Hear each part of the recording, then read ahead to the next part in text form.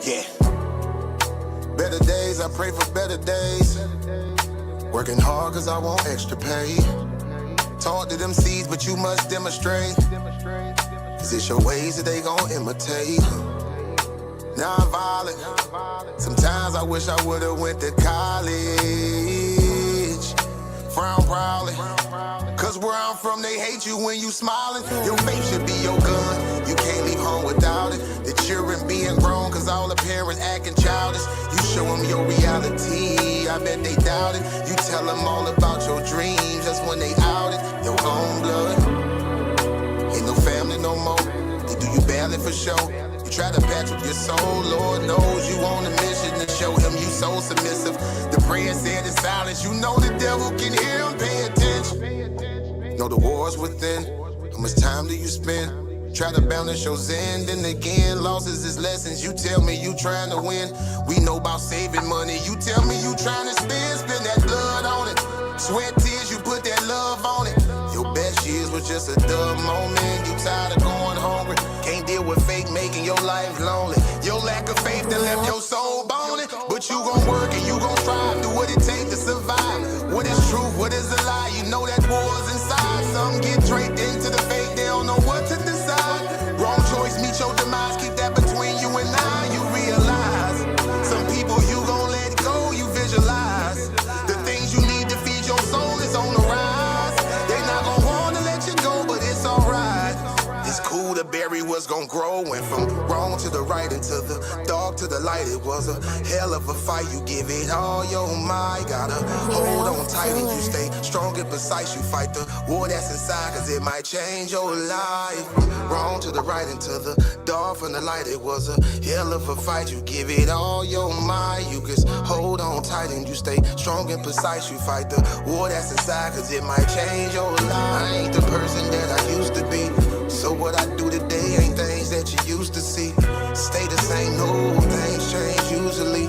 Some folk I may know might get reintroduced to me. Yeah, I ain't the person that I used to be. So what I do today ain't things that you used to see. Stay the same, no, things change usually. Some folk I may know might get reintroduced to me.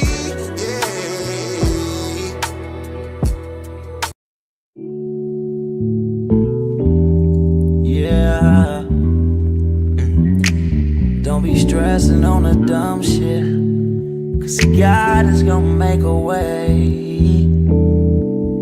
Just keep going and keep your faith, so you can win this race. This race called life, yeah, yeah. This race called life. This race called life, yeah, yeah. Race called life.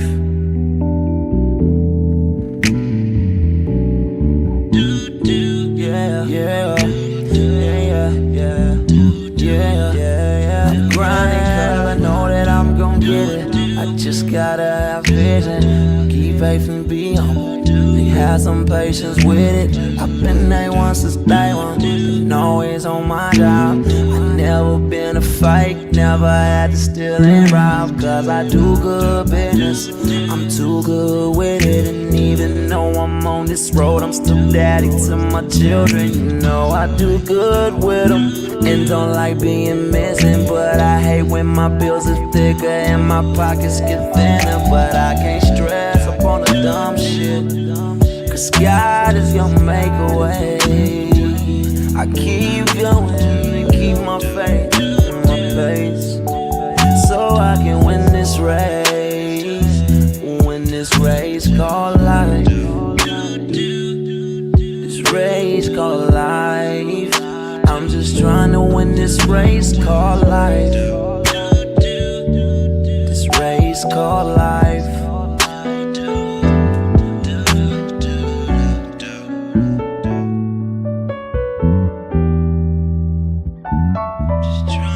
This race called life, yeah.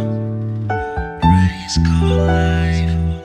I'm just trying to win this race called life, yeah, yeah, yeah. I keep on running in this race called life, yeah.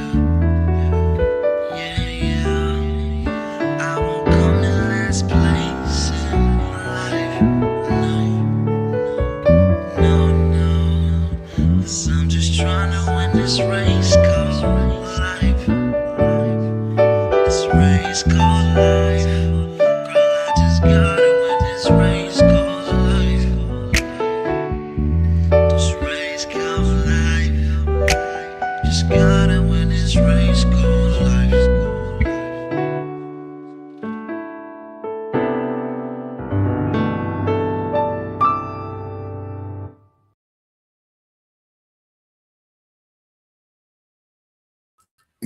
Yes, we in here, Titan family, back for another one. We got another watch video for you. Something smooth on a Saturday afternoon. Neil deGrasse Tyson. This is a 20-minute takedown that came up on my watch videos of Christianity that he did. So I was going to check this out with you guys here at the same time so you can get my live reaction. And I know you want to see it, so here you go.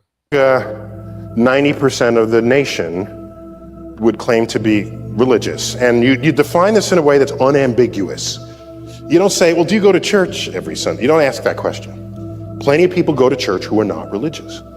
They go to get a date or so. They go for the cupcakes or something. They don't go to be spiritually enlightened. So you ask a different question. You say, is there a God that listens to your prayers?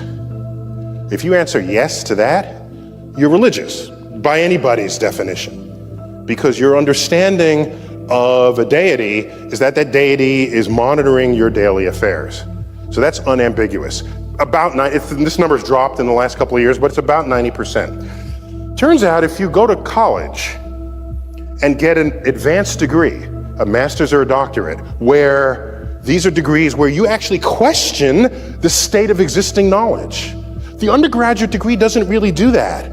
You're learning from textbooks that are written by somebody else. Your doctrines are already there.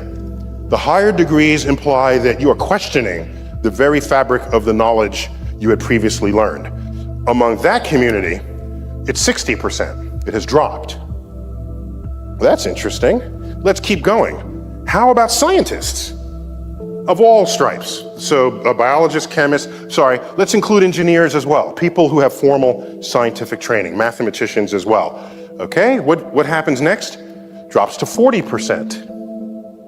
Now, if you look at this number, it looks like, wow, so scientists, the public is 90%, scientists are 40%. No, the drop is not that significant, because every scientist has an advanced degree. So in fact, the drop is not from 90 to 40, the drop is from 60 to 40. So becoming a scientist is not as big an effect on whether you're religious as you might otherwise think. Most of the drop comes because you're educated beyond the level of college. So that's 40%. So now you go to elite scientists, members of the National Academy, highly accomplished subset among scientists. The number drops to 7%. There was a headline in Nature, the British journal Nature, which said, after this study was released, 93% of elite scientists reject God. So that was supposed to be a shocking headline. And I look at that and I said, that's not even interesting. That was the trend line anyway. What's more interesting, which was not the headline, is that 7% of elite scientists pray to a God. Isn't that a more interesting fact to you? Isn't that kind of interesting? The most accomplished scientists in the world, in that community, 7% of them still pray to a personal God. I think that is deserving of more study than the 93% who don't. Because something's going on there. We don't know what. And I have confronted people on this. I would say, to the most sort of vociferous in the atheist community, I would say, you're beating the public over the head, telling them, why are you doing it? And I'm thinking, before you beat the public, why don't you beat them over the head, okay? No, I'm just saying, if you're gonna rank, you understand that first, because if you can't convert that 7%, you've got no hope in the general public. That's all I'm saying. This is among the ranks of the scientifically educated. Now, philosophers basically invented atheism. And if you do this, if you check the statistic for philosophers, it's below 1%. There are no religious, the only religious philosophers there are, they're like theologian philosophers, all right? If you subtract the theologic philosophers, this number is essentially zero, all right? So they're basically birthed atheism, the philosophers. And there's this talk, I don't know here in Australia, does the Bible in the public school class or not? No, is it by law or is it just by tradition? Is it by law? Okay, so in America there's this understanding that the state and the church are separate. And by and large, that's been honored for most of the history of the country, by and large. And what's interesting about America, a point that was a little bit alluded to earlier today, is that it was founded on the principle that the state has no religion. The state is indifferent to what religion you might have. So that means there's no authority over you that's going to tell you who and what to worship. And that's a state that we all take for granted, but so many places in the world that is not true. Well, there's a case in New Jersey where a middle school kid was lectured to by the history teacher in a public school, and the history teacher said, if you don't accept Jesus as your Lord and Savior, you are going to hell. And there's a little Muslim girl there, said you are already damned to hell. First point. Second, that Noah had dinosaurs on his ark. Third point he made is that Big Bang and evolution are just theories and you can take them or leave them. So I don't, like I said, I don't get into these. I just don't. We got people who do this. We've got the four horsemen. We got our boy here who's coming up after. We got people who fight this stuff. I'm not one of those, really. I'm doing this because, like, I know you all, this is the bone I'm throwing you, but I don't do this. So, but then I thought about it and I said, I have an op-ed, a letter to the editor on this that I can write. And I left out the part about Jesus. I left that out. Because if that's how he feels, he wants you to be Christian, that's okay, fine. I left that out. I went to the rest of what he said.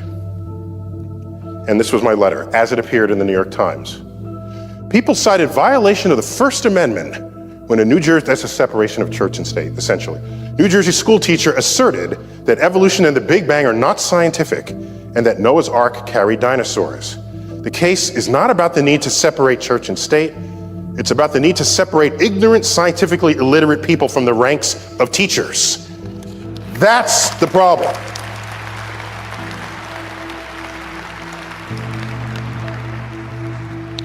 If he wants to believe Jesus is his savior, that's not synonymous with being scientifically illiterate, because 40% of American scientists pray to a personal God.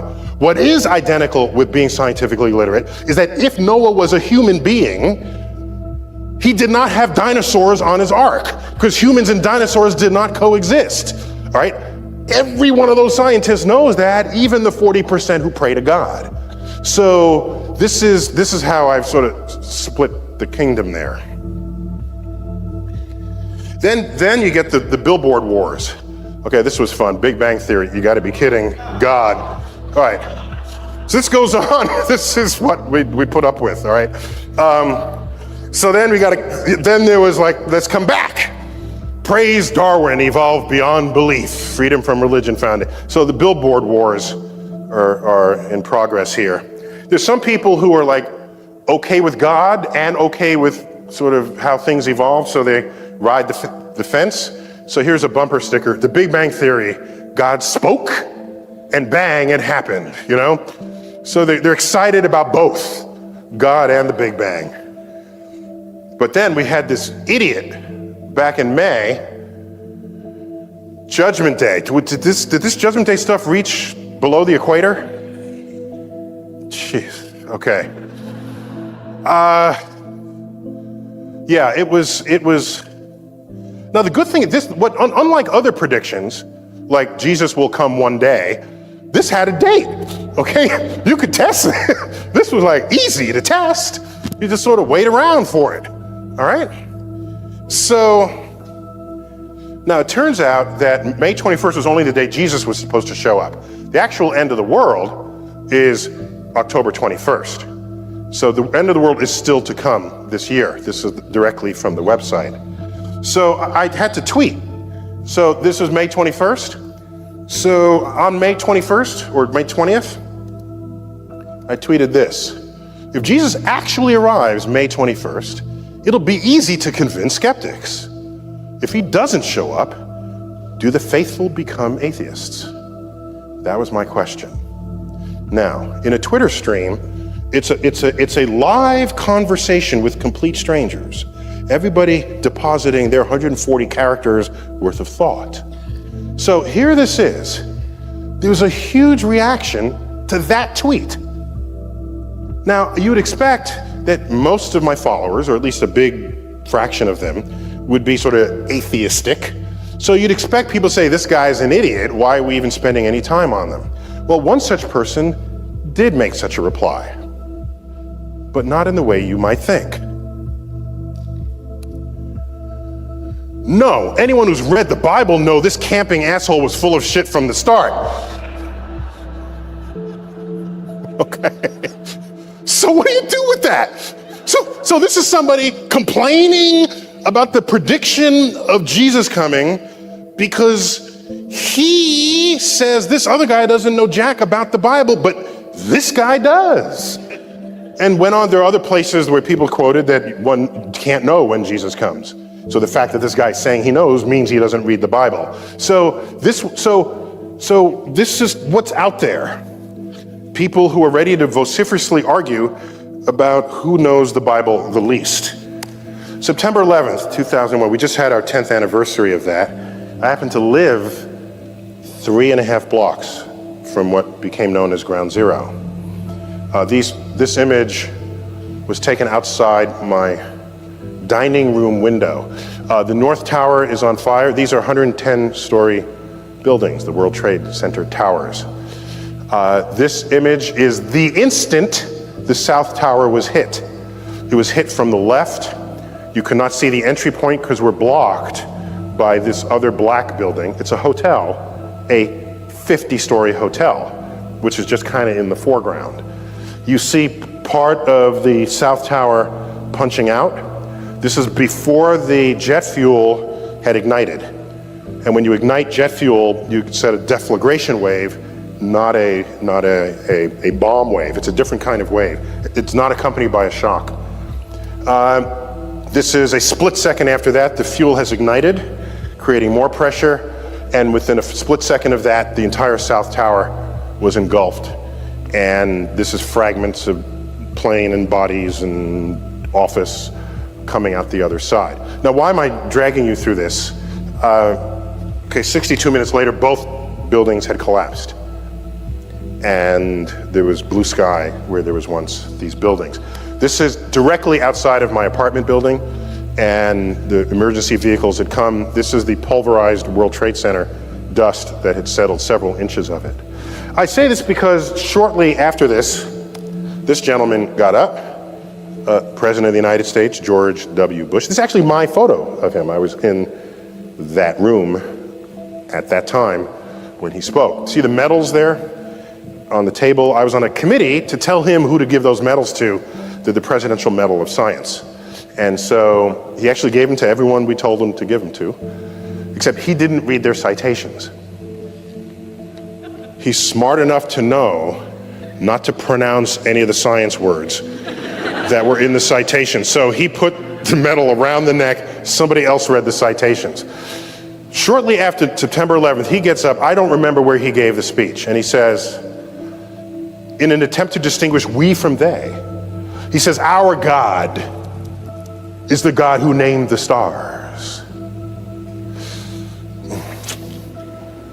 This is before I was on his Rolodex. You know, I could have saved him from himself, okay?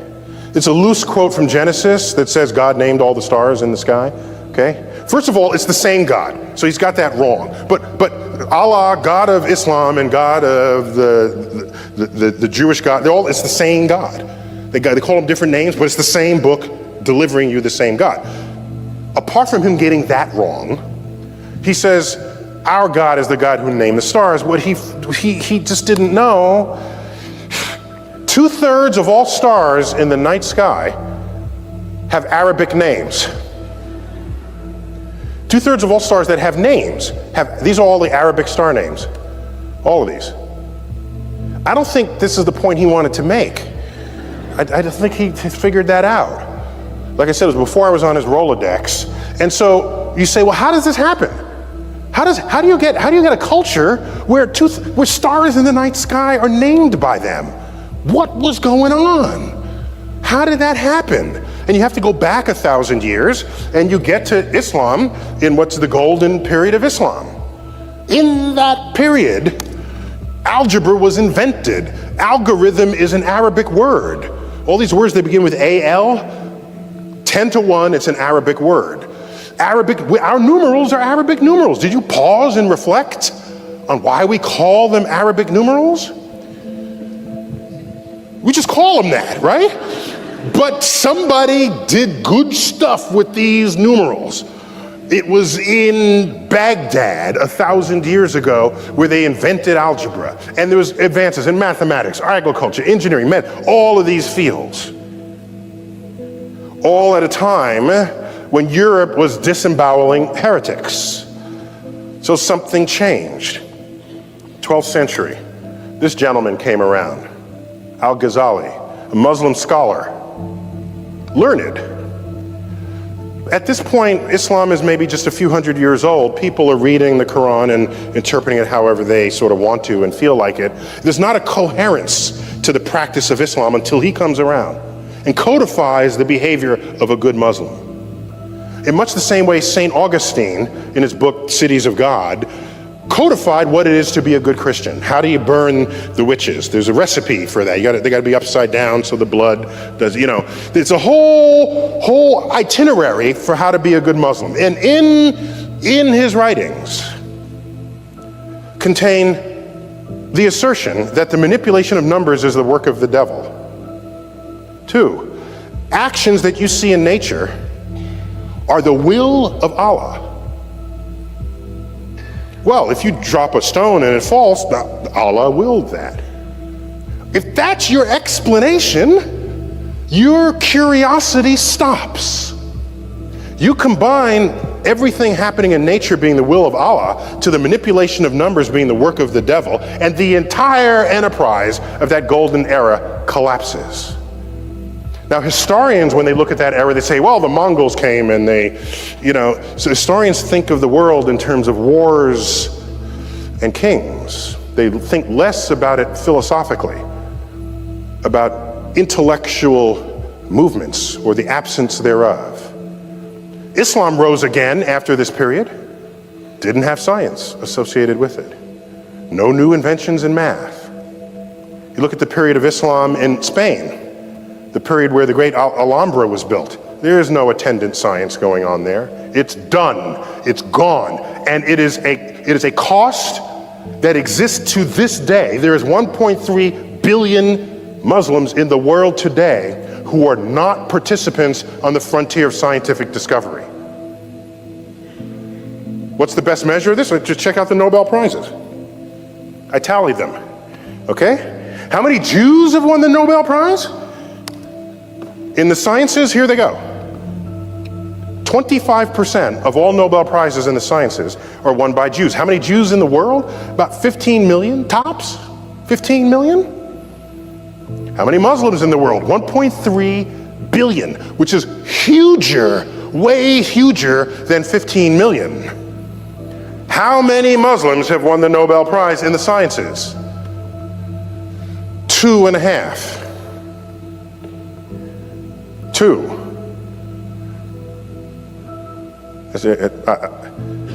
I can't bring myself to call economics a science. I'm sorry. I just can't.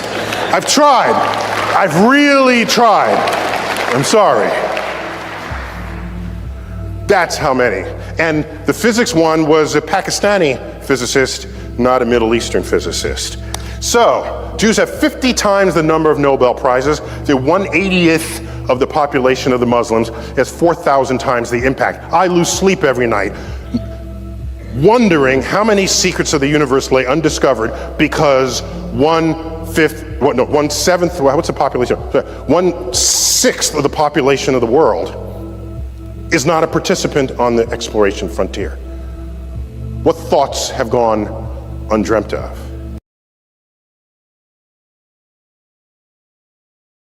It's the moral of the story or discussion that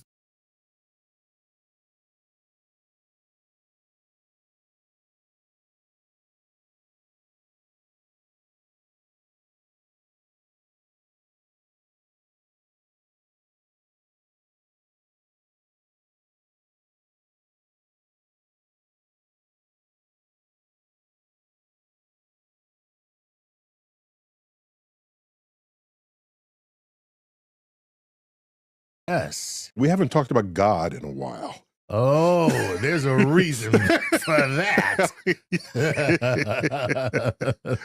Yeah, it's just that the history of civilization, anytime people had gods that they revered, they're in high places. The heavens have been associated Right. with deity Correct. from the beginning. Right. Okay. And so my field, astrophysics, directly confronts many people's questions regarding our existence. Right. For that reason. Mommy, where's heaven?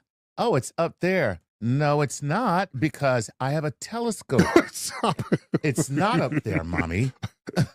Right. So you have that intersection Right. of people's curiosity and what actually happens in modern astrophysics. Okay. And if you are religious or prone to be religious, Right. it's Which easy. I think everyone is. But perhaps, yeah, we're I think human. we're prone to It's a be. I don't- human doesn't- thing. It's a human thing. Given how prevalent it has been. Exactly. Throughout our entire existence. Exactly. And some of the earliest recordings of communication involve exactly that. Correct. The burial rituals of Neanderthal, for example. Right. Right. You can only have done that if you thought there was an afterlife Right. or a supernatural force. Yes. There's an urge, I think, to see that which is unknown in the universe. You hear of it. Big unknowns like dark matter and dark energy. Two hugely mysterious pieces of modern astrophysics that are unresolved. Right. And they're not little, they're big. Okay. You add them together, it's 95, 96% of what is driving this universe, and we have no clue what it is. That's insane. No Yeah. clue. That makes me feel like we're the mistake here. I'm just saying. Because we're not the Because majority of we're what's not going on. that. Yeah, when 97% of the stuff that's there is not you, you probably don't belong there. Damn, Chuck. Yeah, I'm just saying. Anyhow, so we can measure them. It's not a mystery that it's there. That is there. All right. We can measure their existence. We don't know what it is. What it is. All right. And there's precedent for that. We knew about the spectra of stars as soon as we were able to bring a spectroscope to the telescope. Okay, So there's interesting information here. We don't understand it, but we know it must be important. It's different for this star than that star. Right. Oh, these two stars match. Let's make a catalog of all the spectra. Later, we would learn quantum physics, and we could then interpret what was going on. And thus was the birth of our modern understanding of stellar evolution. The first steps are the measurements. So it's not so weird that we have measurements and don't know what it is. Right. So there's not only that, there are other questions that are just simply yet to be answered, Okay. as opposed to mysteries. So one of them is what was around before the Big Bang. That's a There big might have been a multiverse, but even if there is a multiverse, what was Yeah, around the one before the before the multiverse? multiverse. Okay. And we don't yet know how Earth went from organic molecules to self-replicating life. Right. All right. Earth figured it out. We haven't figured that out yet. Right. Granted, Earth took a couple 100 million years. All right. Yeah. And we're trying to do it in the lab overnight. Right. But still, that's a mystery. And who knows how many failures over that couple 100 million years Earth had? Good point. You know? Because they ain't left. Well, they're Right. not there. They're not there. They didn't survive. So if you lean religious, you will see these mysteries as where God might reside. Yes. God is operating there. Right. And there's a long tradition of this, actually, but philosophers got wise to it. and they came up with a term for it. We've mentioned it on a couple of other Absolutely. of our explainers. God of the gaps. God of the gaps. The God of the gaps. It's a very powerful concept. And it's got the alliteration, so you're Yes, kind of I do. stuck I with like people. So it's the urge to declare that if there's something you don't understand about the universe, that God must be there with the puppet strings or Right. with the forcing of what's going on. Right. And my favorite God of the gaps moment, can I tell you Is? that? It was Ptolemy, Okay. Claudius Ptolemy, AD 150, in the margin of his greatest work, the Almagest. Right. Okay, actually just Almagest, Right. which is Arabic for Math. Hi, I wrote a book called Math. Guess what's in it? Math. Almagest is the greatest. It's an Arabic translation of the greatest. That's so cool. And he masterfully codified the epicycles that he was sure planets traced in the sky, Really? with Earth in the middle of the known universe. Oh. There's no other way to account for planets going backwards and forwards. With retrograde, we have words for it even. Right. Goes backwards, retrograde. Right. We think the planet's actually doing that. That's why your washing machine's not working, because Mercury's in retrograde. Your phone stopped working? It's not gremlins. It's Mercury in retrograde. I don't think Mercury cares about inanimate objects. I think it only cares about people. It speaks so highly of you. How could you say that? So he does this, but Right. it's still kind of a mystery. Why would all that happen? Exactly. He's just doing it. I can account for it with my little epicycles. And he wrote in his margins, as I trace the windings to and fro of the heavenly bodies, I no longer touch earth with my feet. I stand in the presence of Zeus himself and take my fill of ambrosia. Damn, he was just wrong on many accounts. My whole major point of contention, like with that statement right there, is how people can see people over time actively believing in a higher power that wasn't Jesus, say they're crazy, but then won't apply that same scrutiny to their beliefs. And they, I think it's a bit narcissistic and vain to think that, you got it right out of all the people all throughout time. Like, I don't know. He didn't even get the right God. He went with Zeus. He's Greek. He's Greek. Okay. Yeah, no, So I get give it. the man his religion. All right. Don't take away his religion. Right. And so that for me was the crowning moment of God of the Gaps. Right. All right. So there are people who to this day, Which, by the way, I mean, before you go further, that's another iteration of how we experience God. He understood something was going on, but it inspired awe within him. And whenever somebody feels that sense of awe, they often want to attribute that to God. correct, because it's beyond their grasp. Right. So this is it's been going on forever. Right. This urge. Yeah. Okay. My caution there is, if that's how you define God, where science has yet to tread, Right. then God to you is an ever receding pocket of scientific ignorance. Oh, that's sad. That's If you define God that way, it's that an way. if statement. Right. So round two. Round two. Ding, ding, ding. Okay. Round two. All right. There are people who, they're not falling for the God of the gaps. Right. To them, God is everything. Yeah. Gaps and no gaps. Right. Okay? So that God, that's a different God. Okay? Okay. That's not just a God who's lurks, Right. because science is an ever-moving frontier, right? One day we'll figure out dark matter, dark energy, and what happens to your God if that's what it was. All right? Right. Okay. So the people who say God is everything, that resembles greatly Spinoza's God. He suggested Yeah. that the very order of the universe, the operations of nature, everything we see, feel, and experience is God. Okay. And now I know a lot of people who feel that. Exactly. Yes. Exactly. So that would be Spinoza's God. And when Einstein was asked, does he believe in God? He said, if there's a God I believe in at all, I'm paraphrasing, it's Spinoza's God. Okay. Right. That's a different God from a God that is paying attention to your behavior. So as you come from that posture to gods that are more engaged with you and your existence, Personally involved. then these would be gods you pray to. Okay. You wouldn't pray to Spinoza's God. I just want to make it clear to people that when they say God, Right. God has very different meanings to different people. There's a tiered even throughout history of God. Even throughout history. Wow, Correct. that's great. Correct. Okay, I like it. Okay. So far, this is great. So a common God manifesting today in people's beliefs is a God that cares about them Right. and their health, wealth, and well-being, Right. and their prayers, and the like. Right. Okay. So there is a point of view that says this universe is so amazing. There had to be a God, an intelligence behind it. The intelligent design people. So in that case, they're not looking at a rock and saying there's intelligence behind it. Right. They're looking at something more complicated than they can understand Right. and saying, there's the intelligence. Right. All right. They look at the operations of a cell, Yes. all that going on in something that's microscopic. Exactly. They're just amazed by it. They're in awe And awe. of it. And so surely God is at work Right. around here. Yeah. Now, so one of them that went around for a while, and I found it very unconvincing. It was the laws of physics are exactly the way they need to be for us to be alive. Really? Okay. Yeah, okay. If they were slightly different, then we wouldn't be here.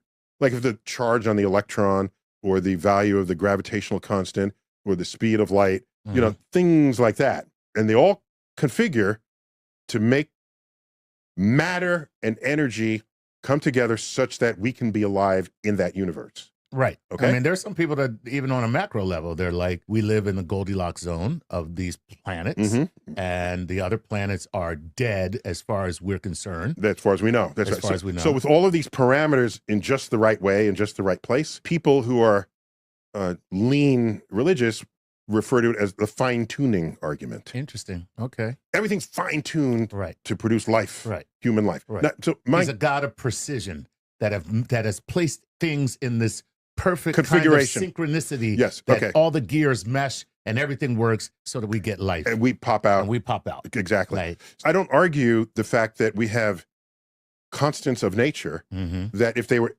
slightly different, we wouldn't be here. I don't have an argument against that. I mean, that's. But yeah. my argument, however, is if whoever created the universe, if there's such an entity that did, why make a universe where we didn't show up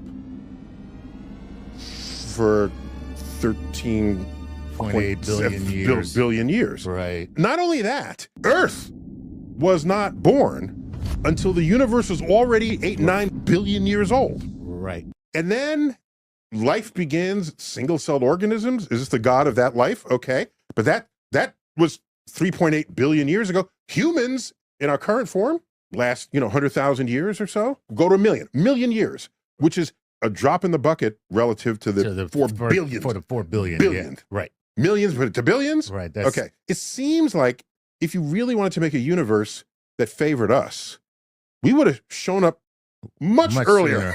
Much earlier. Right. I'm just thinking. Right. Just if you But now want the argument against that would be that there is no, because God exists outside of time and space, that what we see as 13.8 billion years is not measured by God. Yeah. However, my issue there is not how long that is, but how long that is relative to us. That's all.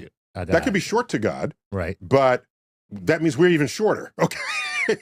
So it does not I see look. what you're saying. It does not look like the universe cared much about us for most of its existence. Right. That's my only point there. I got you. I cannot even begin to express the level of intellectual satisfaction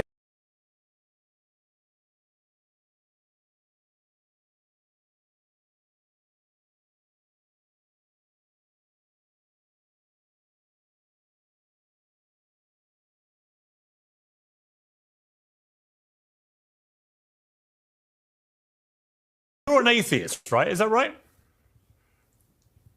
I don't use the title because if I said it, people then assume things about me to be true that are not. Okay. And so I realize I have to put some distance between me. But I find myself unconvinced by any God that has been described to me as being in charge of anything. So how do you think we all got here? How did it all start?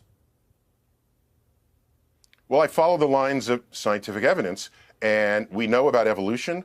We know about genetic commonality among all life forms on Earth, plant and animal, and fungal.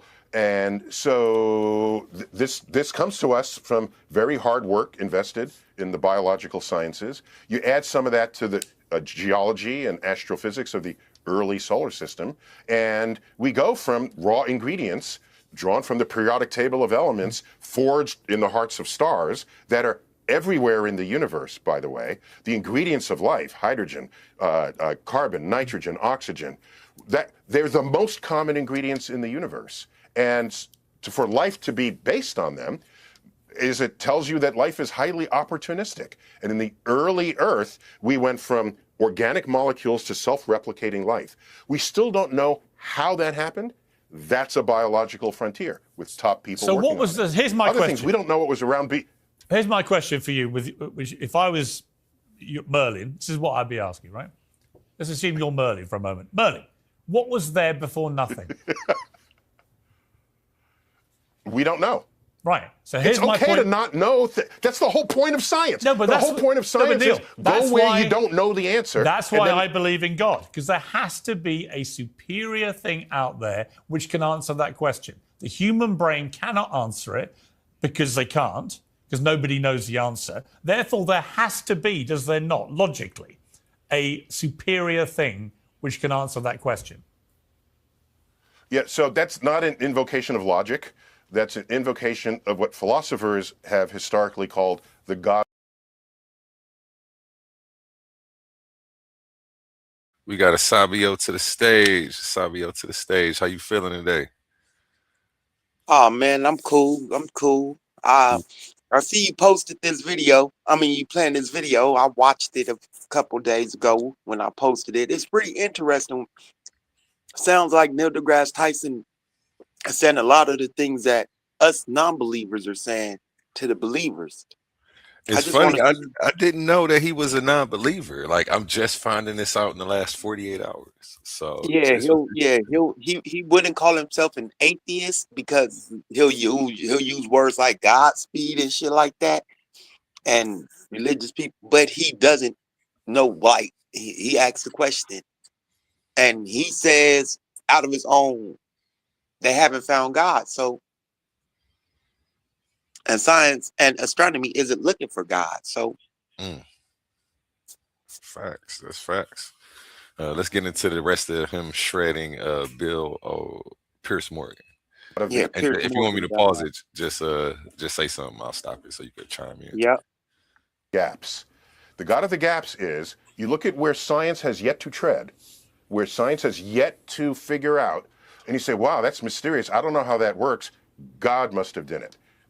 And by the way, for you to feel this way, there's a long, storied history of people thinking this way. Let's go back to AD 150, Claudius Ptolemy, brilliant Alexandrian mathematician, polymath.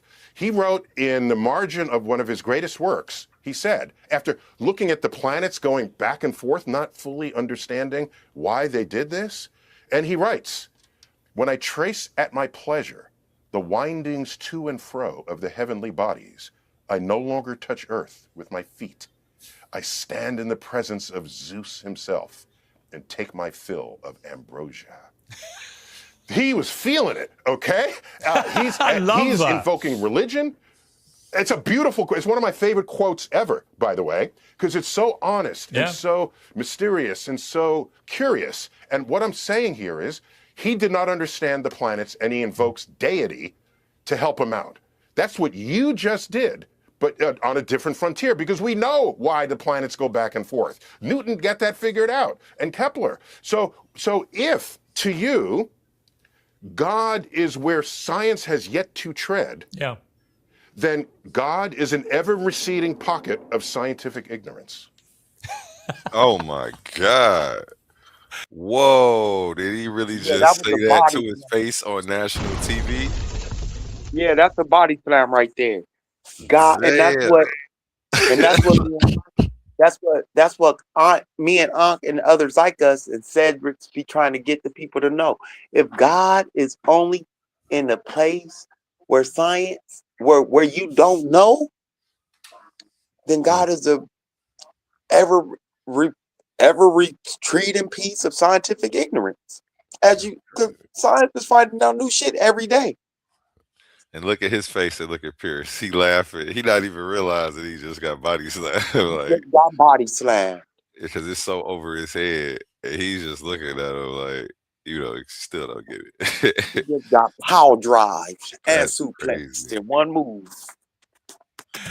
I want to end with just a funny thing. That's a great answer, by the way. It's terrible, but it's a great answer. So in the chapter Truth and Beauty, I spent a fair amount of time evaluating what the meaning of truth is, especially as different people interpret it. And one branch of that would be a personal truth, let's say.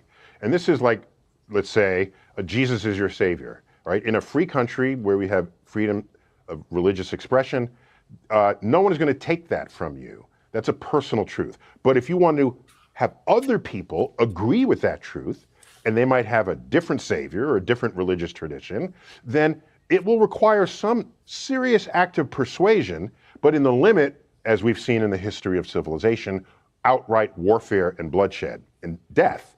So in a pluralistic society, your personal truths really need to be kept to yourself or casually attempting to influence others. The 10 burning questions about the universe, rapid fires. Here we go.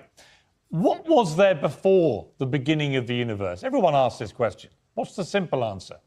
Oh, I'm delighted I can respond to you. We don't know. But we got top people working on it. Okay. You know what? There may have been a multiverse. I like that. I like the honesty. So we genuinely don't know. People just don't know, right? We don't know. There might have been a multiverse that's birthing universes, and we're one of them. But that just pushes the question one step further before that. What was around before the multiverse? So we just don't know. It's a frontier question right now. Now, I know you're an avowed atheist. How can you be so certain that there is no supernatural? Did you see a freeze when he said that? Like, I'm not self-proclaimed anything. Like, but go ahead. Godlike entity out there, given that we know so little? Well, first, I don't count myself among the ranks of avowed atheists. And I'll give a fast example why. A friend of mine went up to fix the Hubble telescope, okay, on the space shuttle. And on my Facebook feed, I said, Godspeed to the space shuttle astronauts. And then in the comment thread, it said, I thought you were an atheist. How could you possibly say that? And so the fact that I gleefully said that and atheists complained about it, clearly I'm not an atheist. Okay? What are you? My favorite Broadway musical of all time is Jesus Christ Superstar, which I saw in real time in New York City. I don't know that atheists can, so I don't. So is there a God then, Neil deGrasse Tyson? I'll be about to have breaking news. I don't know. Is there a God? Okay, so I will tell you is that there are a lot of unknowns in the universe, but just because there are unknowns does not mean there's a deity in the unknown. If you're going to assign a deity to that which... It doesn't mean there isn't, that's correct. So you're more of an open mind about this, right? Everyone should. If the unknown is the unknown. But the track record of people saying God is behind this, and then you add a little science to it and you find out, no, we can completely explain it and control it, then the history of that exercise is so rich with science discovering the unknowns that were previously ascribed to deity, like lightning bolts and weather systems. There was Poseidon, there was Zeus, there was, just look at the history of this. I'm not given reason to say, we're gonna find something, God is gonna be at the center of that, and there'll be no science to apply. I'm gonna look for the science first, because that's how the history of this exercise has unfolded. You know that feeling That's when crazy. you're watching a debate and someone just keeps landing. Yeah, the whole God of the gaps theory. You really only see that in the more uneducated people. People of a higher education try to avoid those logical fallacies and stuff like that. You still run into a lot of those, Sabio? Of course, I run into a bunch of God of the gap fallacies. What's the last one you somebody tried to hit you with? Bro, damn near every time we have a conversation about God, a God of the gap fallacy is used. And it's the Unknown. Because we don't know, we can't say God ain't there. That's the God of the gap. Right there, that's the gap. Because we don't know who created the universe, or what created the universe, or if the universe had it created, or how the universe was created, or so how that mean evolution it's started. yeah, that's how they start their sentence. That mean it gotta be. Yep, that's the God of the gap right Right. there. They force God into the gaps of ignorance, and it's their ignorance, and then they try to make it your ignorance. So it's their ignorance. They try to force it to become everybody else's ignorance. And it's funny because they just said they didn't know. So how are you gonna turn around and say it's God? Right. If you don't know, and if we don't know, how you gonna say it's God? Yeah, that's blowing me, man. That's forcing the God of the gap to be the to be the thing that you want. So at this point, it's not even a genuine conversation. That's another reason why when we had these conversations, I say they're not genuine, because we have to adhere to the uneven playing field. It's like giving them a 15-point lead in a fourth quarter. They definitely And then got said the we lead got to right come now. back. You know, they say it's a Christian nation. And, you know, if you go over to some spots overseas, it's a Muslim nation. So it's still like religion rules the conversation of the nation, and people wonder why we talk about it so much. It's like you can't get around it. These ideas are forced on us as children. Um,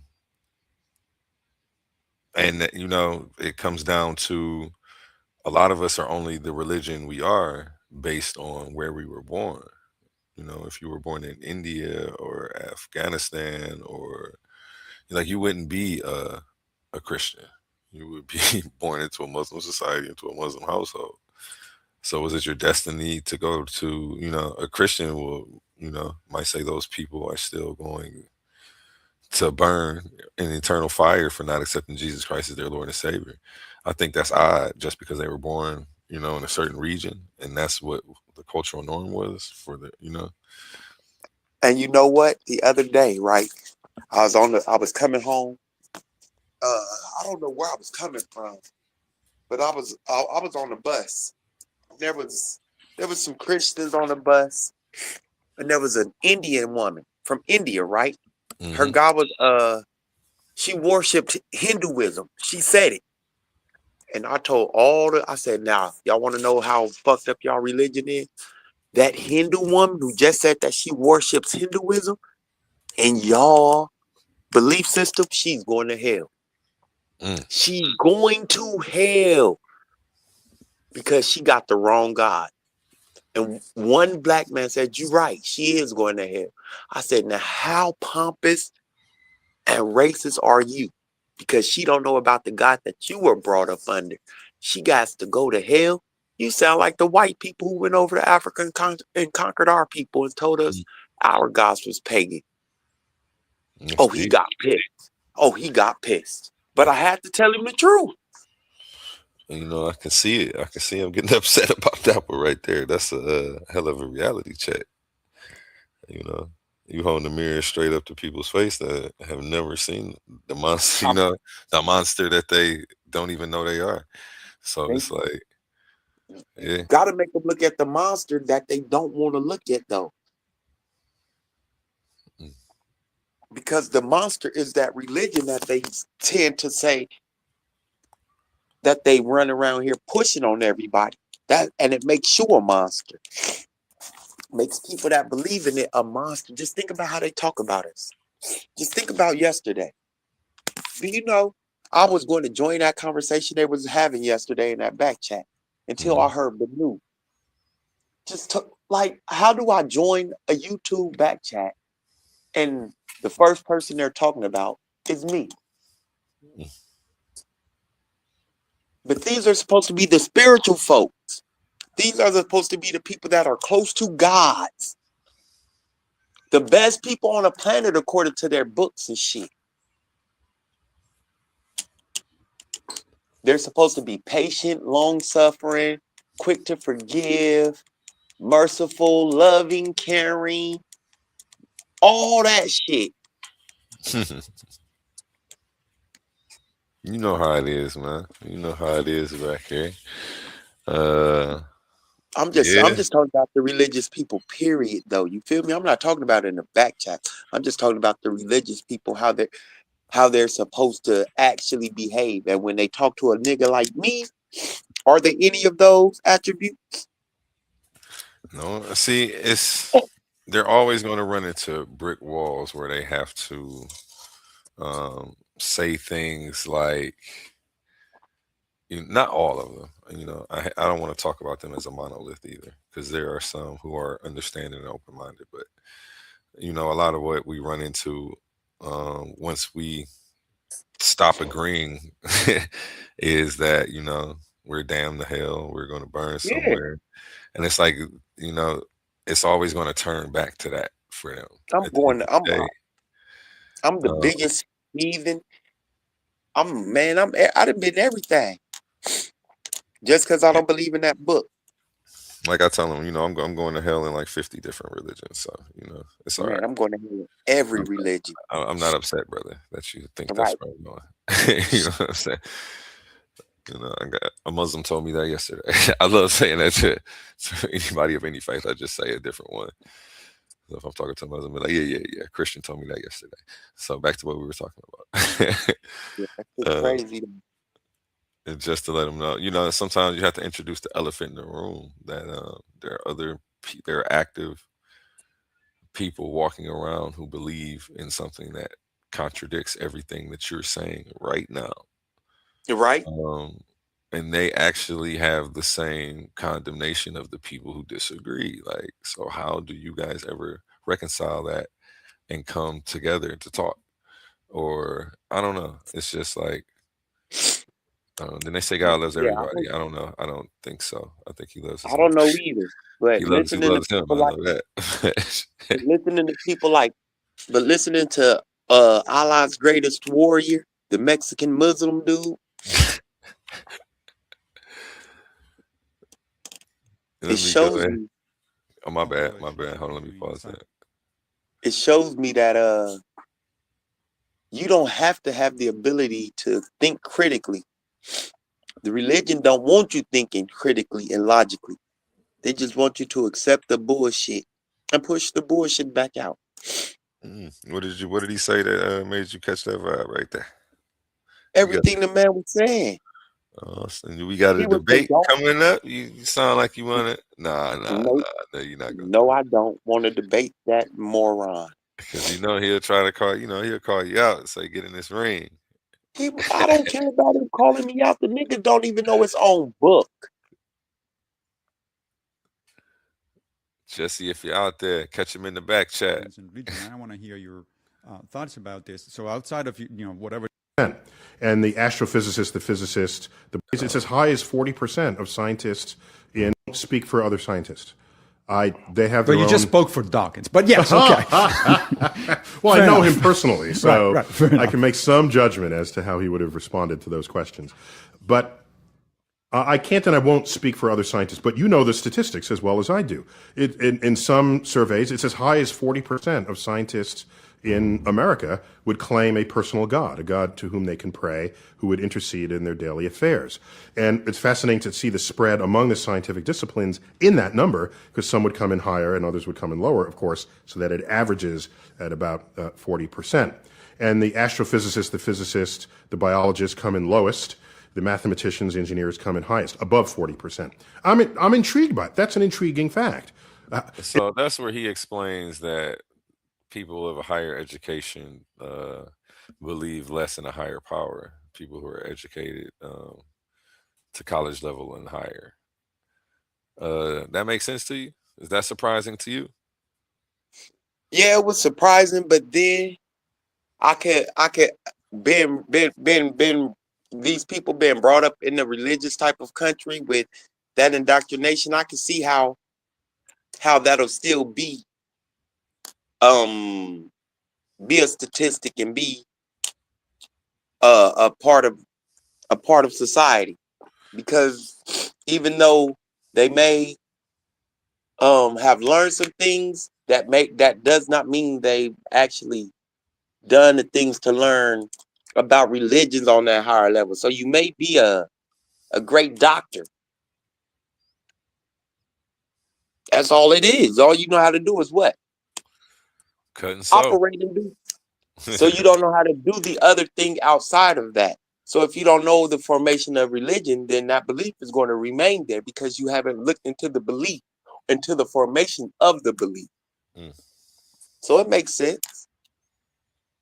So it's like people trapped inside of let's say I'm trying to think of a book. I don't know. In one of their favorite books, but they don't know anything about the author, the publishing company who put it out. You know what I'm saying? The motivations behind the person who wrote it, things like that. You know what I'm saying? They're just actually trapped into the fantasy of the fiction. So I see, yeah, I definitely see what you're saying. But yeah, it seems the statistics show the less educated you are, the more religious you are. Yeah, that's what he's quoting right there. If you want to say that high education and scientific training promotes atheism, how come that number isn't 0? In fact, go to the National Academy of Sciences and do the same survey with them. The number still does not go to 0. It asymptotes. It's about 7%. You've seen the numbers. Yeah. So 7% of the most elite scientists claim a personal God who answers their prayers. And if you can't convince that 7% of the absence of God as an ardent atheist, why are you running around to people who are not so educated, who are not so scientifically trained, and complaining that they're a bunch of idiots for how they feel? I think that's disingenuous. It's an unfair battle you are picking when people in your own church, so to speak, right, disagree with you about that very premise. Yeah. And so that's how I view this. I think it's convert the 7%. And until that goes to 0 at the National Academy of Sciences, shut up about what the rest of the public thinks and feels. Unless, let me make it clear, because in my Big Think video, I analogized gathering atheists together to talk about their disbelief in God as I analogize that to, well, is there a word for non-golfers? Do non-golfers all gather and complain about the fact that other people watch golf all the time? No, of course not. All right. And by that same rationale, I cannot see myself going into a room talking about how God doesn't exist. I can't do that. I want to do different things with my time. However, I see myself as a responsible educator. And in that role, if you want to put your creation philosophies into a science classroom, I'm going to stand at the gate and prevent that with all that I can. So he say, bro, I'm religious gatekeeping for sure. It's one thing I'm doing. He's like, I ain't gonna take it on tour, but you try to bring that over here. Okay. Basically, with all that I can in my power. I know we've got other people who are in the courts doing it, and that may be more than I have the energy to do, but I'm going to be vocal about it. And I'm going to say, no, it doesn't belong in the science classroom. I'm not saying it doesn't belong anywhere. Put it in comparative religion. Put it in religious philosophy class. Sure. Go ahead. I don't have an issue with that. To be fair, I hear you. To be fair, of course, I think I'm going to. It's my turn to channel Dawkins now, and somebody like Dawkins would say, yeah, but golf players don't do quite as much damage to humanity as some, at least religious. No. So the issue there, the issue there is not that religious people through religious wars and right. other crazy behavior, like flying planes into buildings. It's not that religious people mess up society. That's the wrong way to look at this. The issue is dogma in any form messes up society. You can have political dogma, which has no less guilt messing up society as religious dogma. The issue here is dogma. You fight dogma. And if it happens to be under the guise of religion, fine. But as an educated scientist, atheist, against. If you're going to go out there and fight religious people, you're really fighting dogma. I'm fighting against dogma. I'm fighting against the dogmatic thinking that these religions have placed on people's mind and turned off the thinking aspect, and that they told you guys it is not okay to think. There's a part of the religion that got y'all thinking y'all knowledge is like filthy rags to this God, and y'all shouldn't challenge it. And that's what I'm challenging, the dogmatic thinking. So that's a dogmatic thinking that God is so much more intelligent that we can't fathom his Yes. his Yes. essence that comes with Can't dogma. Because question I God. always say Yeah. God gave me this intelligent brain. He wants me to use it. That's my favorite line to But religious people. Like, no, I I'm not hear about to you on stop that. thinking. I hear you on that. But if you think about it, when God then said, and I think it's in the book of Proverbs somewhere around there where he made that comparison, the knowledge of man is like filthy rags to him. Okay. Then what at that point people have already been what? Taught to fear thinking and challenging God.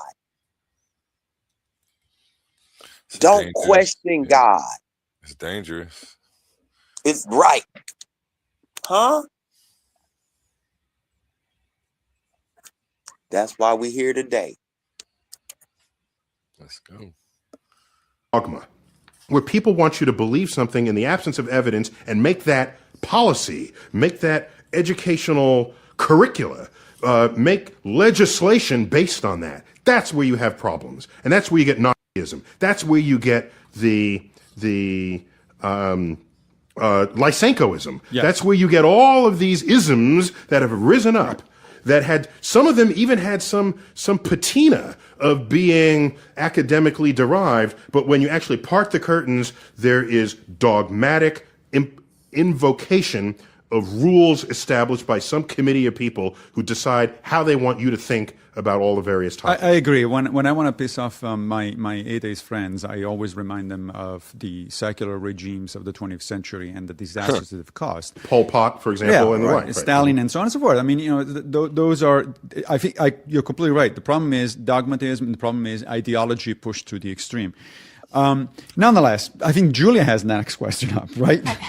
Yes, thank you. Well, it fits in nicely to this thread that we're on right now. So I personally, if I, were queen of the universe and could snap my fingers, I would. And why wouldn't you? I mean, if you were God, go on.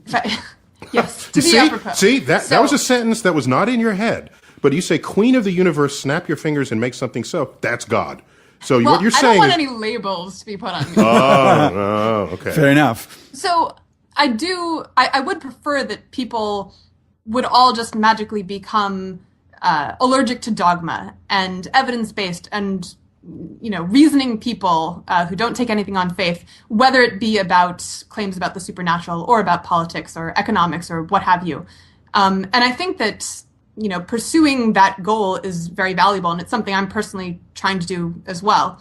But there are still specific beliefs that I think plausibly cause a lot of damage to our country or to the world because of the way those particular beliefs affect the way people vote on drug policy or on gay marriage or on national security or foreign policy. And so I think there's a good case to be made that if you can't cure everyone's susceptibility to dogma, which you probably can't, there's still a lot of value to be had in trying to attack particular beliefs. What you don't want is dogma being the source of legislation, dogma being the source of curricula, dogma being the source of political leadership.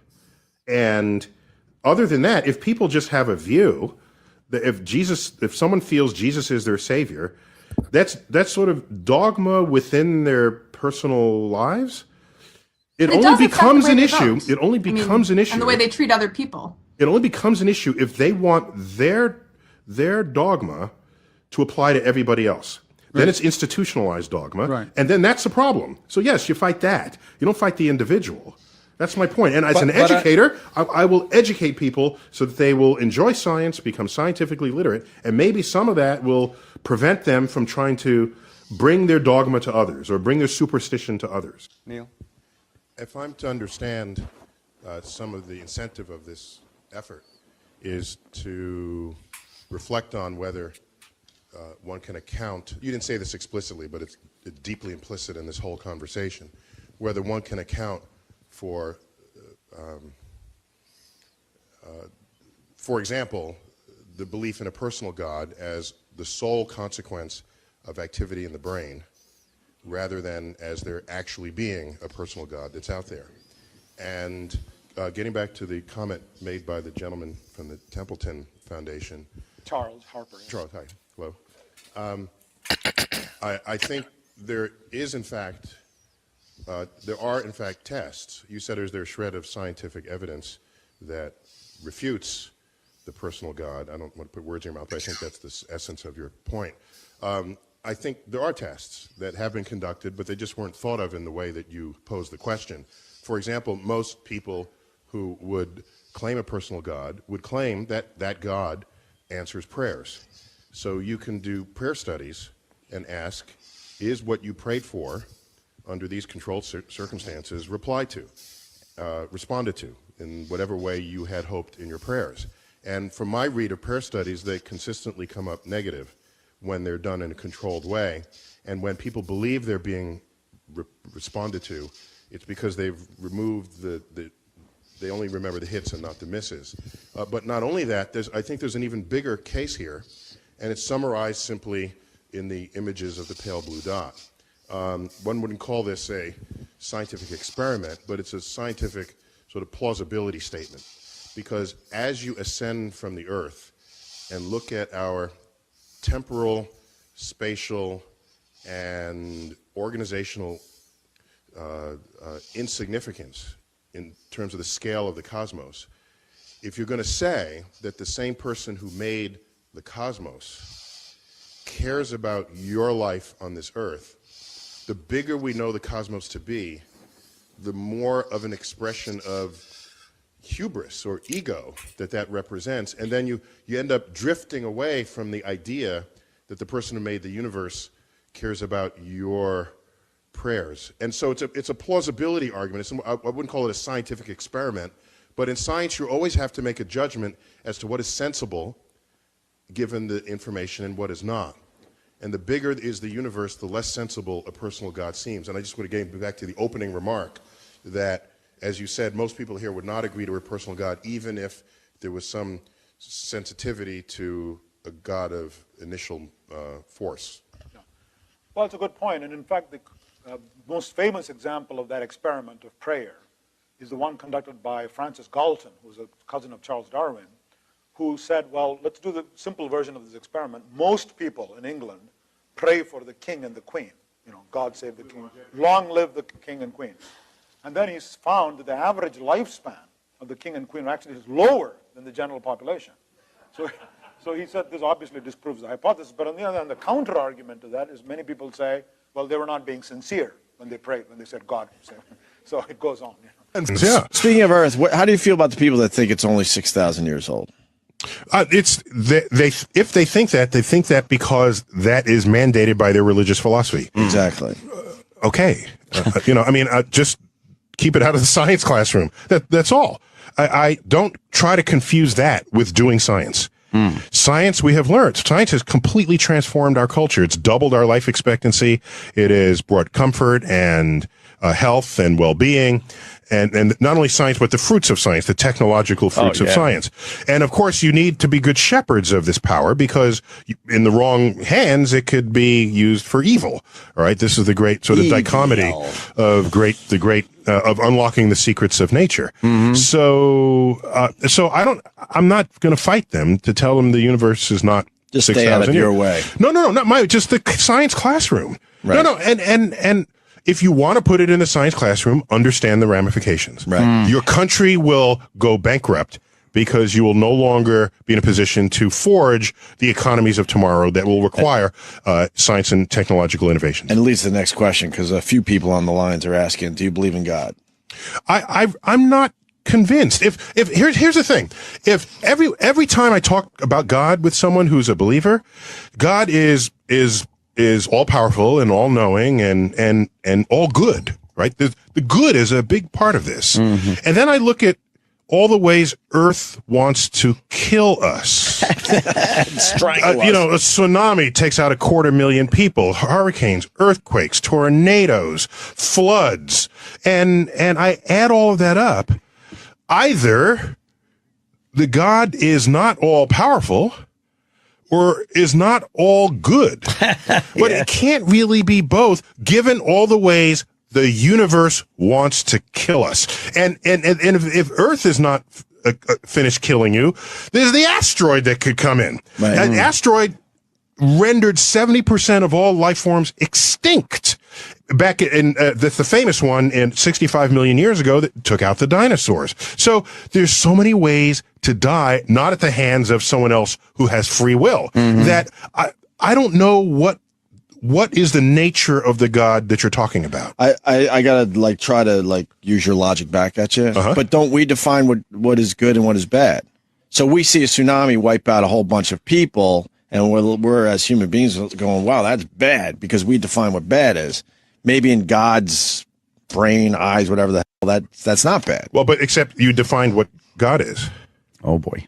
Wow. Now you did it. That's so why do you have the power to define who and what God is, right, but not have the power to define what good is? Yeah, my point is we just don't know it all. Not even close. Sure. So therefore, if you're going to say God actually is good, and 250,000 people dying from an earthquake and a tsunami and other natural disasters, and God presumably has control over that, and God is good, then we have to then say God works in mysterious ways, right? There you go. That's that. But people only say that when their understanding of God fails them, right? It's something bad. No, when they can't understand it, they say, "Oh, God works in mysterious ways." But somehow, in these other ways, you did understand him, right? How are you saying, well, this is the handiwork of God? You're doing God's work. God wants you to do this. Somehow you know God's motives every other way. But when 250,000 people get wiped out, God works in mysterious ways.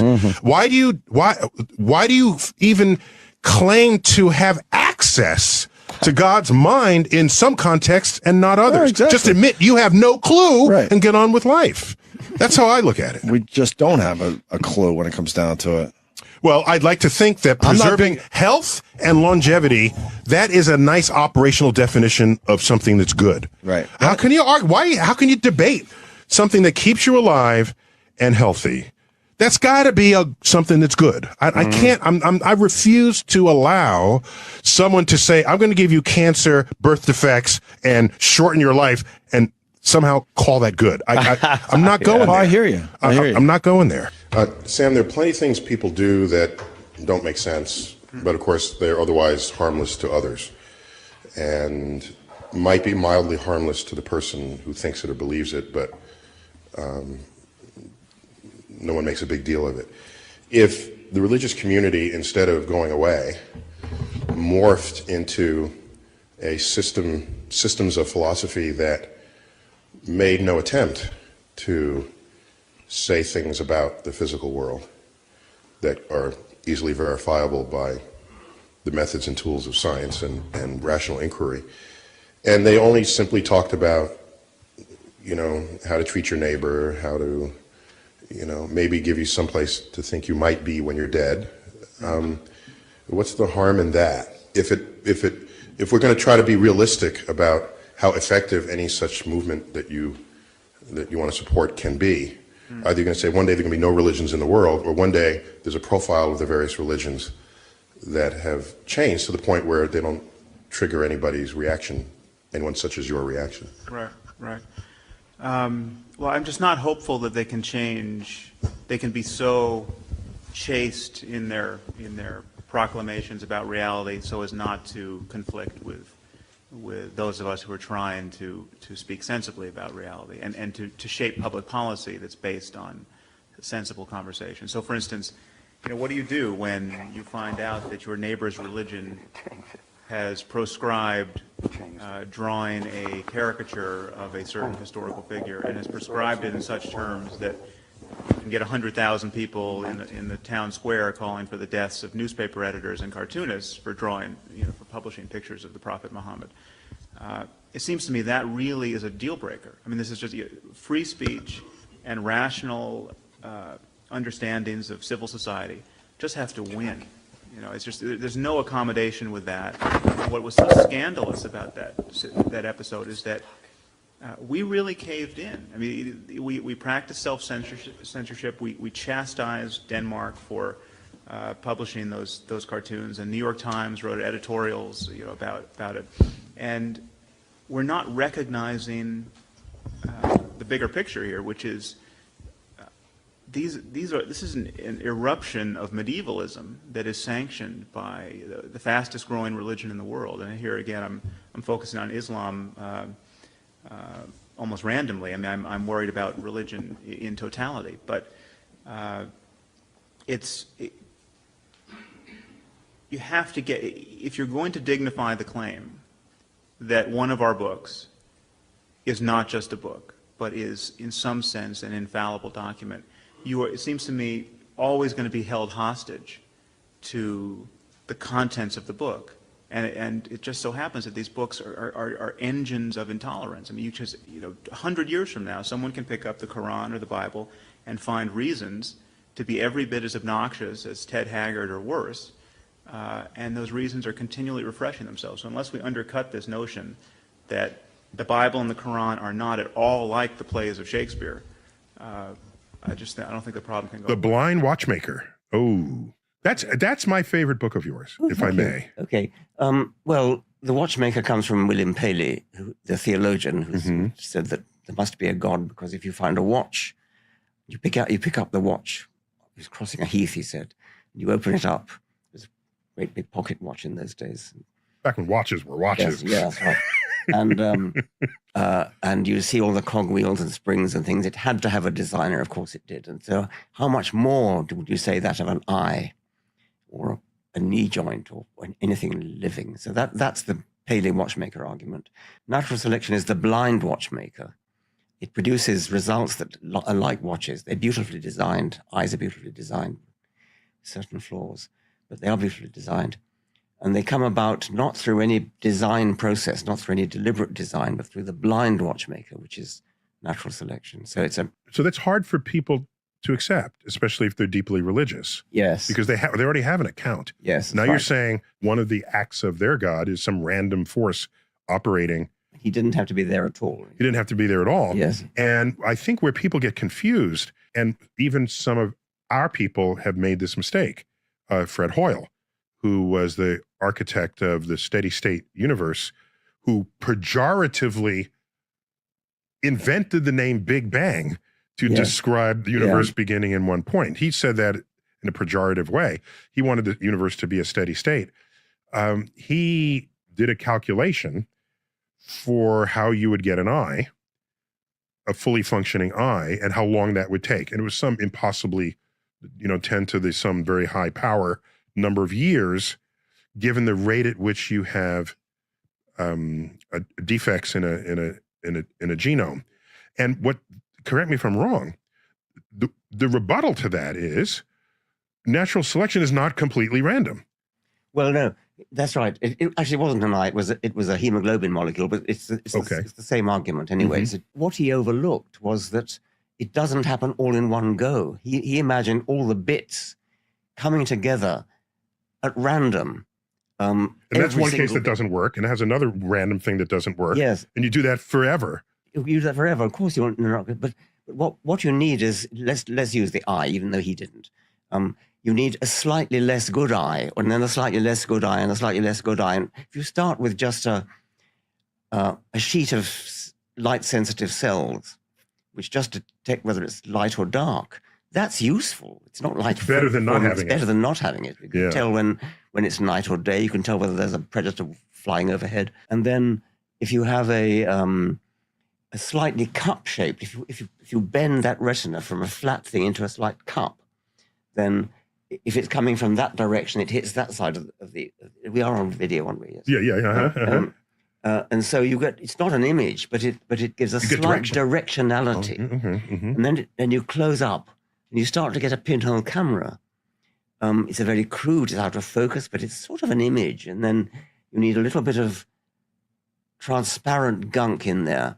It's not a proper lens, but it does something like a lens. And all these stages, one by one, they step by step, they incrementally improve. And every improvement is the new starting place for the variations at that generation. That's right, and then you get improvement. Because every generation is not starting from zero. That's right, yes. So The Blind Watchmaker, I just thought that was brilliantly written, and it was my benchmark for if I were to ever write a book for the public, I want to be this articulate. Oh, wow, that's high praise, Neil. I just want you to know.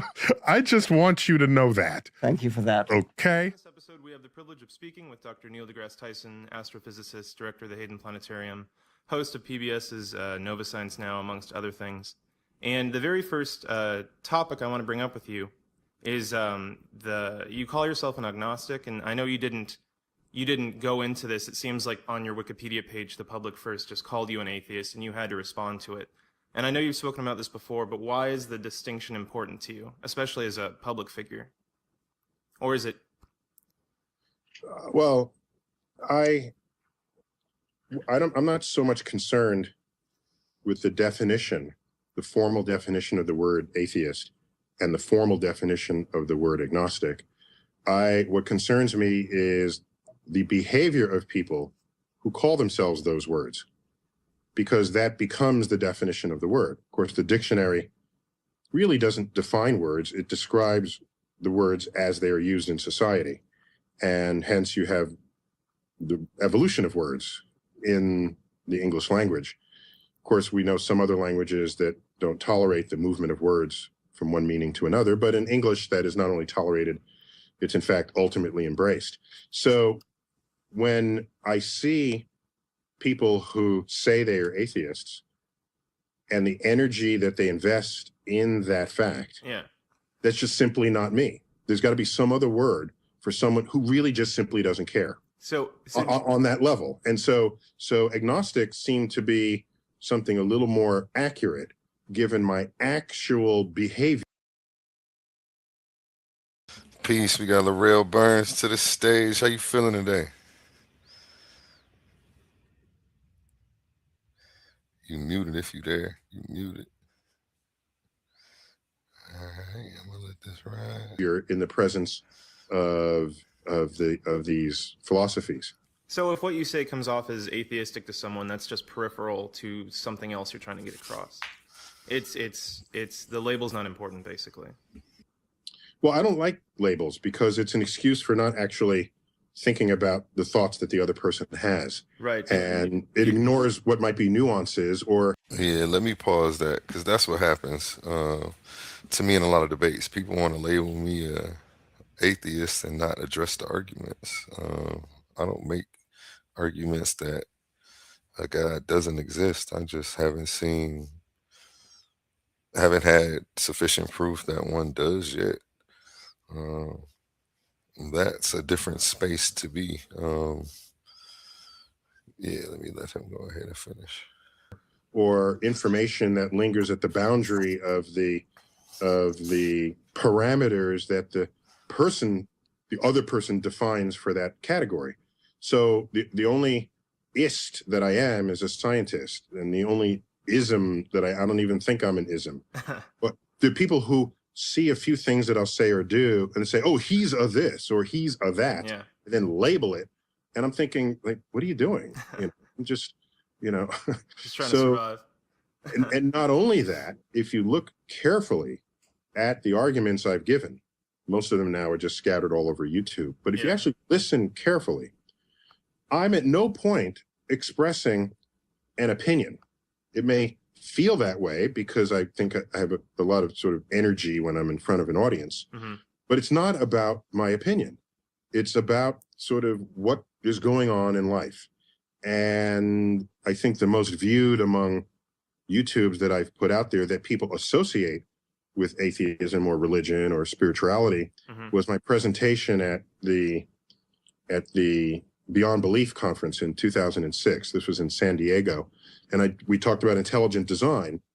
It was freshly in the news because of the Dover, Pennsylvania case. And I simply said that intelligent design, if you think of it as someone reaching the limits of their knowledge and then invoking the hand of something more intelligent than they, historically that simply would have been God, there's plenty of precedent for that among the world's most famous scientists throughout history. So it's not a new thought to think that God has something to do with the universe beyond the understanding that humans have been able to muster. So part of the talk was to present that fact and not sweep it under the rug, and then just say that intelligent design, since it embraces the ignorance beyond beyond your limits of understanding, it cannot possibly, when expressed that way, it cannot possibly serve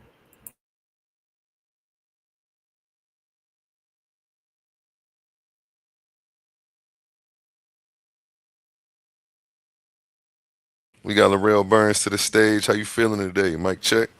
Peace, God, peace. How you doing, man? I'm doing amazing, bro. Got out that plantation, man. Where the smoke at? Where the build at? What we doing, man? Dang, it's 8 o'clock already. Dang. I'm actually off a little early, finna roll up, man, and see what we can get into. Hey, I wanted to share. I didn't want to break the topic that you was on, but I wanted to bring up a thing. Shit. Huh? Said do your thing. I'm gonna shut my screen here in a second, so because it's a real interesting video, and I'm just really curious on what everybody gonna say, because nobody gave me any pushback or that they didn't say nothing about it in the back chat. And I'm actually like kind of like taken back by it, because I'm like, nobody got nothing to say about it, like nobody. So let me see if I can find this video. I think I put it in the back chat group. I'm not putting powerful bills. I've been trying to get them to talk about it all day, but because I remember in one of those debates, one of them Joshua debates, he had Sean Marcus Garvey for agreeing with Klan members about certain aspects of nationalism and whatnot. And I wanted to get your synopsis on it and see if we can get a conversation sparked up real quick. Yeah. I'm gonna show my screen. All right, so particularly is one specific part that, I mean, it's some other stuff in here, but I just really want to talk about this part, private schools.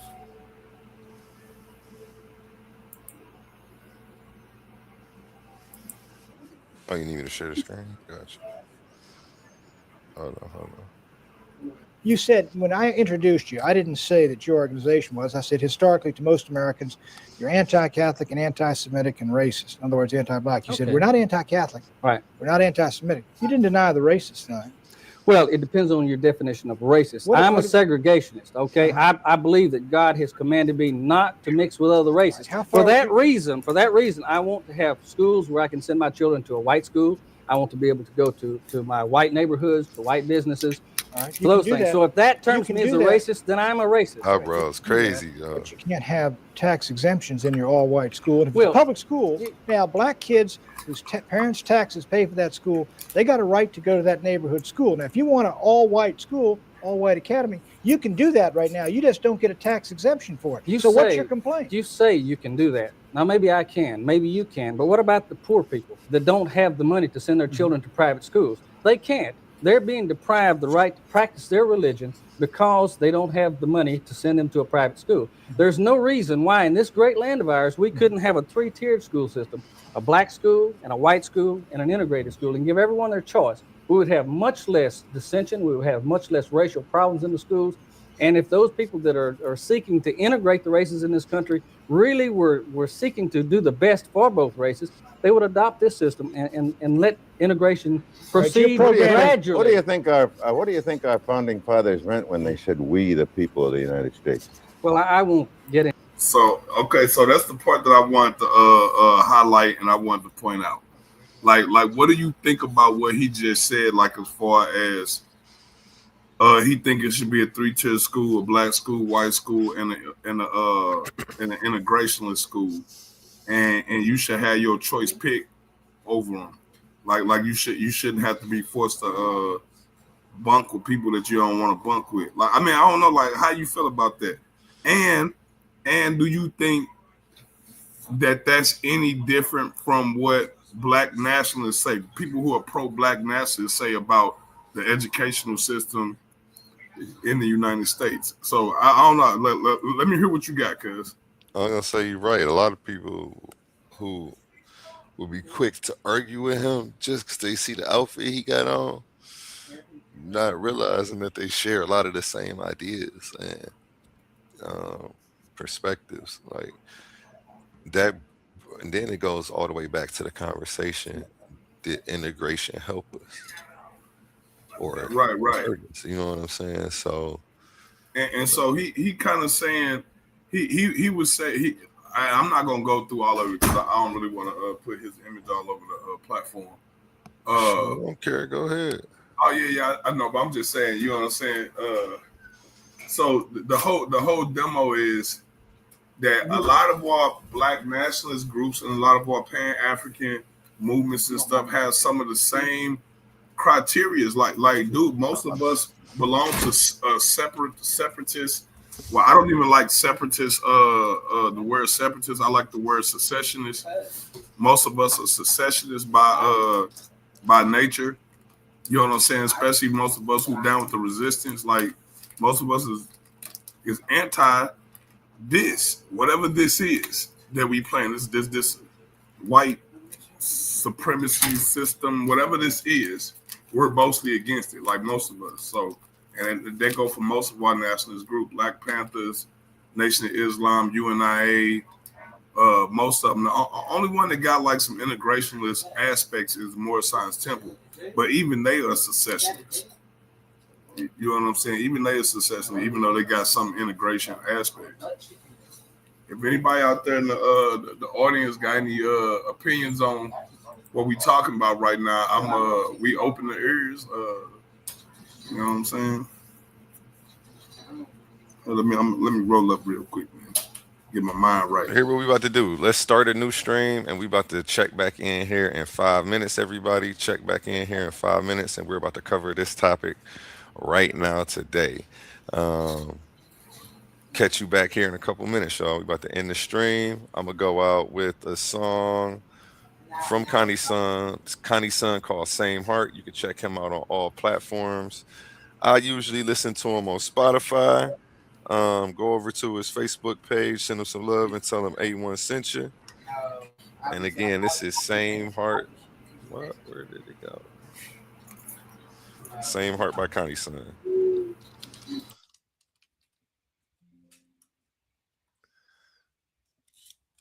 If it comes up.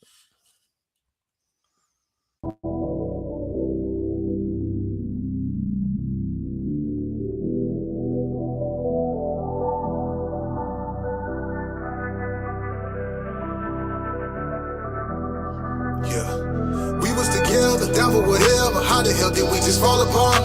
You was my brother, know that I love you. I would've gave you my own heart, and I would've never honing it level. Think about letting that thing spark, knowing that we got the same heart. It's crazy we ain't got the same heart, and they the one taking the aim for it, and I'm the one taking the blame for it. They ain't got no shame in the game for it, till I come back around with that pain for it. You gon' pay for the time you was hating, you gon' pay for the time you was dirty macking, you gon' pay for the time that you hit on women, you pay for the time that you flipped on family. Karma gon' come your way, young nigga. It can be any day, young nigga. The way that you played your hand, I forgive you, but back in that sandbox, can't forget you. Killing my mentor, tell your little brother the issue. How did we go to them pistols? Know I'm official, know that I try to uplift you. Kinda knowing that I miss her. We was together, down for whatever. How the hell did we just fall apart? You was my brother, know that I love you. I would've gave you my own heart, and I would've never owned any level. Think about letting that thing spark, knowing that we got the same heart. It's crazy we ain't got the same heart, and I'm the one taking the blame for it, and they the one taking the aim for it. It ain't got no shame in the game for it, till I come back around with that pain for it. You gon' pay for the time you was hate, you gon' pay for the time you was dirty macking, you gon' pay for the time that you hit on women, you pay for the time that you flipped on family. One more hate, it really ain't gon' matter. More pale lips, just me, more chatter. Can't hold hands going up no ladder. I fall from up here, then my shit gon' shatter. I'm putting on for my whole family, but we on a different road, family. You told folk that I told family, but I never did fold when the folks had me 100. I never been fake in frontin'. I told younger nigga make him something. You told younger nigga take him something. And he the one that took that from his cousin. And that there got the whole family fussing. Got big sis beefing with her brother. Even through it all, still know I love you. But every second I think I trust you. I'm smart in the game. You made it hard in the game. I'm loving, I started the lane. I'm hard as they came. Melody target they brain and they draw like a martyr with flame. How far I done came. You was not part of the blame. You was just part of the strain. You was so grimy that niggas ain't wanna come fuck with me, but that's just part of it. And I'm the one taking the blame for it. They the one taking the aim for it. They ain't got no shame in the game for it. Till I come back around with that pain for it. You gon' pay for the time you was hate. You gon' pay for the time you was dirty macking. You gon' pay for the time that you hit on women. You pay for the time that you flipped on family. We was together, down for whatever. How the hell did we just fall apart? You was my brother, know that I love you. I would've gave you my own heart, and I would've never owned any level. Think about letting that thing spark, knowing that we got the same heart. It's crazy we ain't got the same heart.